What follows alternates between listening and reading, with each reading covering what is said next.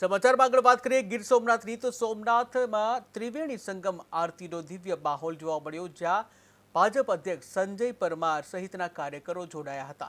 પ્રભાસ તીર્થના ત્રિવેણી સંગમ ઘાટ ઉપર આરતી કરવામાં આવી હતી, જ્યાં ગંગા આરતી જેવો દિવ્ય આધ્યાત્મિક માહોલ જોવા મળ્યો હતો। ત્યારે કાર્યક્રમમાં મોટી સંખ્યામાં ભૂદેવો પણ ઉપસ્થિત રહ્યા હતા।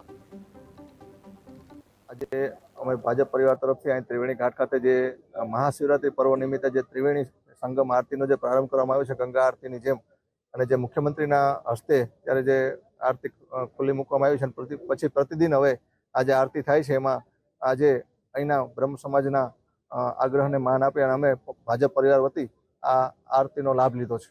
ભગવાન સોમનાથ અને ત્રિવેણી માતાને પ્રાર્થના કરીએ કે દેશમાં સુખ શાંતિ રહે, ગુજરાત સમૃદ્ધિના પંથે આગળ વધે અને બધાનો વિકાસ થાય।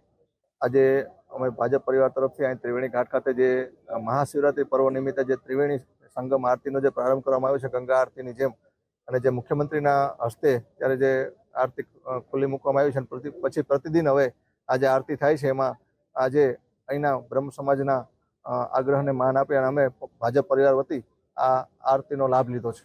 ભગવાન